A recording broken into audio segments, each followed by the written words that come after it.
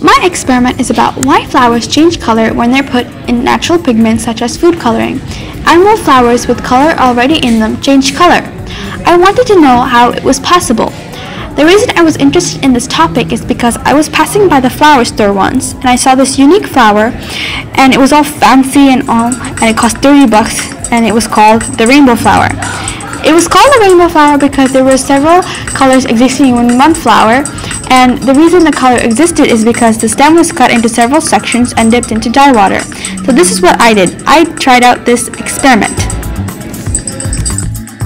In this experiment I used 5 different carnations. Carnations and roses are the best flowers you could use because they are long-lasting flowers. I also used a knife, a beaker, anything that you want to put water in, and food coloring. I poured 250 ml of water into the beakers. Also, the water was room temperature. After that, I let the flowers stay in the beakers for an hour so the water molecules would pass directly through the walls of the plants and immediately make its way through the xylem, which are tiny pipelines that run the length of its stem.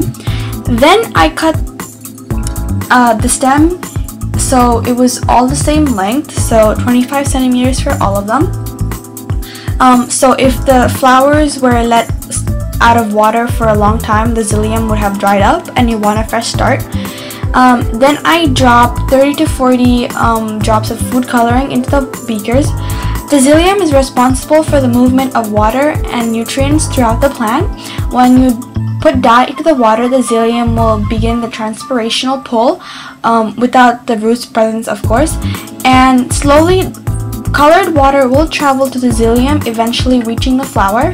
Water is always getting transpired through the flowers, petals, and leaves of the plants, which is giving off the water into the atmosphere as gas. For example, if it's like the ocean, imagine the salt as the food coloring, and from the heat of the sun, the water evaporates but leaves the salt behind, so the food coloring is left behind.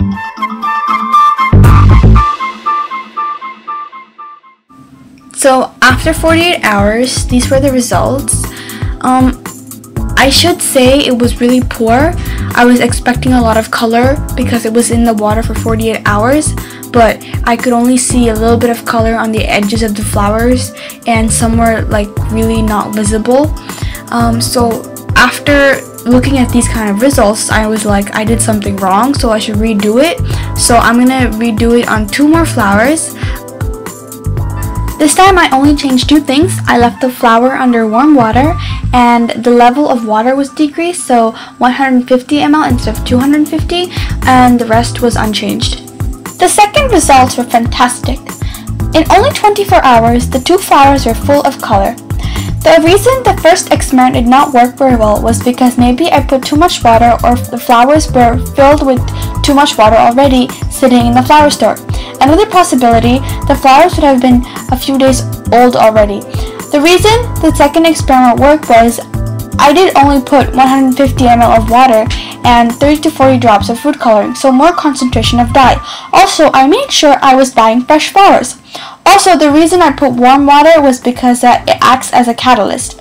And my questions were answered. I found out how it was possible and why it happened, and yes, flowers with color do change color, but dark flowers do not change color too much because it is dark already, but I bet it will change color if you leave the dye in for a very long time.